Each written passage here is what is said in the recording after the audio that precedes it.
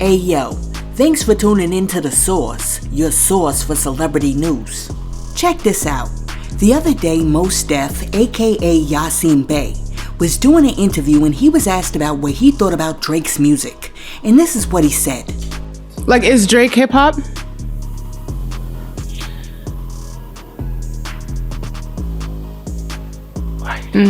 I know. Drake is we're here pop. for truth. We're here for truth. Drake is pop to me. Right, that's fair. In the sense that it's charting like pop music, popular music.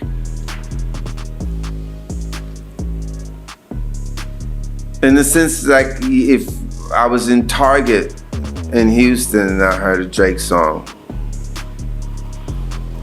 So it feels like a lot of his music is compatible with shopping. Commercial music. Or it's Commercial music, shopping with an edge in certain instances. Or... Fair. I like Drake's music, but I understand exactly what you're saying. Of course, I mean, it's commercial, entertaining, fun, good, it's formulaic music. That is... It's likable. Likable music, yeah. It's likable. But is it... I'm gonna leave you alone. We're gonna move on. Woo! So many products. So many SKUs. So many SKUs. Look at all these SKUs. Oh, so many products. So much merchandising, so many barcodes. I love this mall. Look at this place.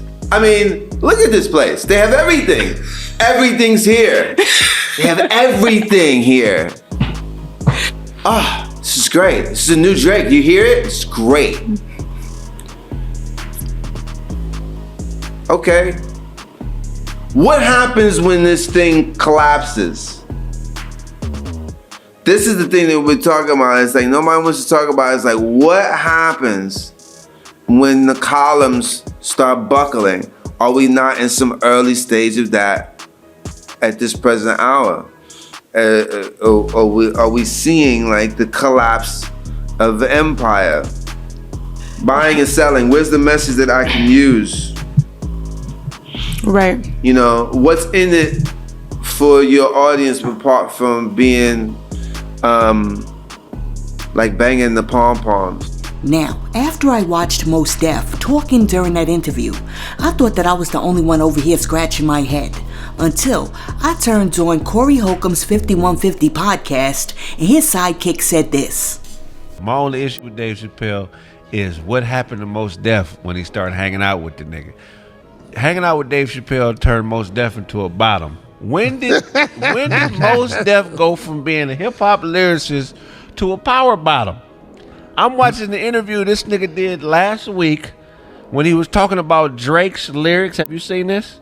Yeah. And you saw moistness, didn't you? It is somebody sucked all the manhood through his ass. What happened to the old Mos Def? If Chappelle don't give me answers, then I gotta agree with Corey. Man. Hey, let me tell you something, man. If you see a motherfucker with a movie campaign, they don't just give motherfuckers movie campaign. Right. And Mos Def had a movie campaign. Right. He was in a lot of movies and he did good in the movie. Yeah. But swallow.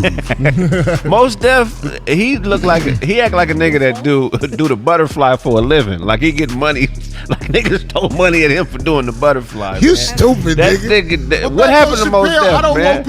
I mean, really, I really think we need to discuss this. Because when in the world did Yasin Bey, aka Mos Def, go from being a hood ninja from Brooklyn to becoming an old eccentric gay white dude? Source, can you please show us another clip of Mos Def real quick?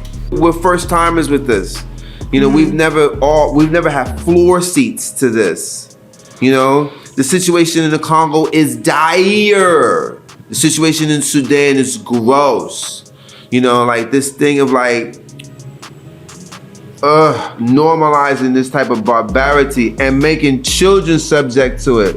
And then when you read the record of history, how like this is par for the course, this is par for the course for what they do. What is known as the United States of America is a colonial settler project almost like inherently. The Massachusetts Bay Colony, all of these these were corporate concerns that were chartered, funded to conquer the new world. Yeah, which manifest destiny. Already been there, and to plunder it for the sake of the crown, the cross, the king, the so and so and so and so and so and so.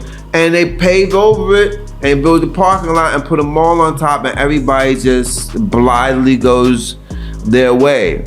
Now, that's been working for some time now. And working is a very loosely defined term. Mm-hmm. Nonetheless, that's a king, but what's the crown to the clouds?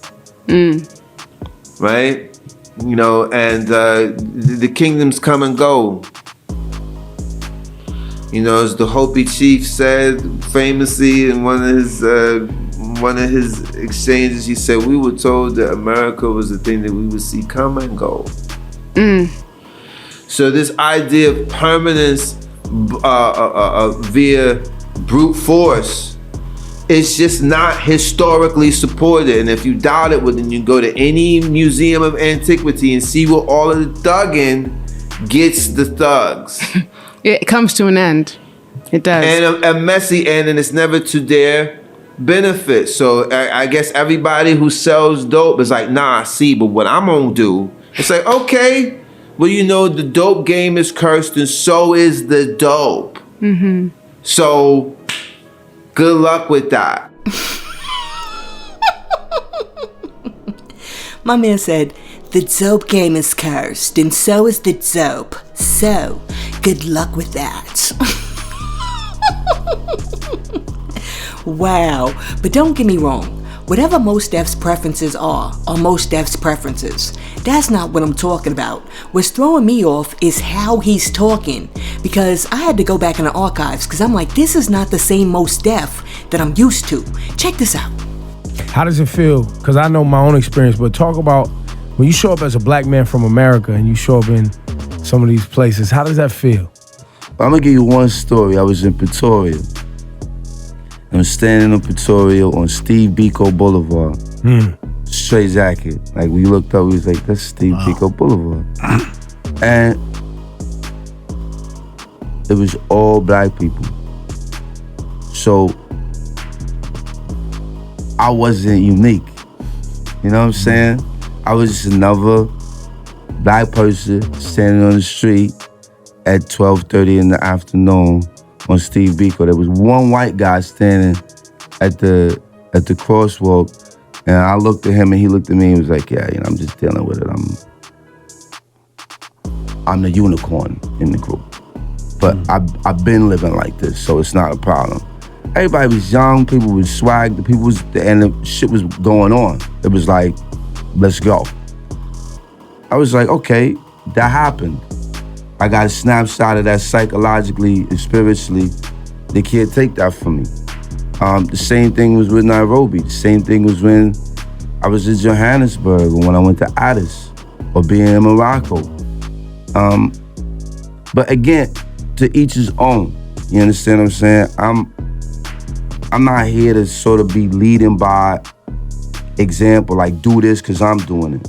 I've done this because this is what was in me to do. You know, when I'm standing on top of my project building, like, I know there gotta be a way out here. You know, I know that the world is bigger than what they showing me. I just knew it, you know. And I had people in my generations before me that was making moves like that anyway. You know, so it's just something that just activated in me at a certain point. It was like, okay, I'm gonna move around because this is what it is, but I know there's more to it. But as a, you know, when Europeans go to Europe, or people of European ancestry go to Europe, they feel a connection. If you're Asian and you go back to, whether you stay or not, you feel it. And for people of African descent, when they go back to Africa, it's like, what? Okay, this is what it is. Is it perfect? Hell no, but Africa's future is a lot brighter than its past. It ain't going back. Nah. That's for sure.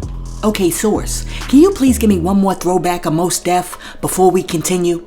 Rocking it when I be in your vicinity. Raw style synergy, recognize symmetry. Come try to injure me, broke them down chemically. Ain't the number 10 MC. Talking about how when I be styled it like Kennedy, late like a 10 to 3. When I say when I be, girls say when I key, cause this lieutenant be working way out like Tennessee. Take me to a place called the BK without pause or delay. Get run like pin relay. Don't deal with he say, she say. Ain't working for no cheap pay. The most deaf beat play. This is what the streets say. Hey, Mr. DJ, play that Devil Mogan. That jam got me open. Decide to break it broken. From front, side, to side, middle, to back. Never the whack. I come from Bed-Stuy Black. From Louis AVE to be exact. Brooklyn!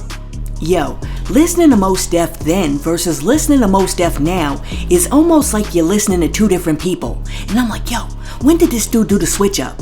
I mean, it's almost like they cloned Tyrone, which is very interesting because years ago, Mos Def, aka Yasin Bey, did an interview in which he was discussing secret societies, and he explained that one of the devices that's used by the quote-unquote industry machine is to make artists take on different personas, and when artists agree to do this and switch up their personalities, they're richly rewarded. Check this out. Personality, sure. And they say if we can control these if we can pick the personalities that people will respond to, or we can cultivate these personalities, then we can stay in control of the machine. It went from them being able to successfully do that to somewhere along the line, artists or talented people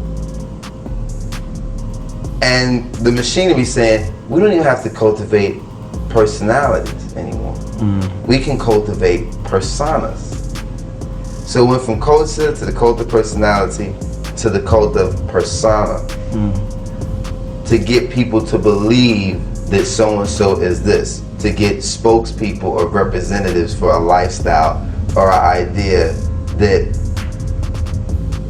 they may not even subscribe to themselves. They can sell it though. They can make it appealing to a mass of people. And there are great rewards for agreeing to do that. You know, it's gone from being, this is my art that reflects, this is my work that reflects my history, my personal life, my struggles, my ambitions, my dreams, to this is my persona as it is attached to a product or a lifestyle or something that you can buy. Too intertwined, many of them.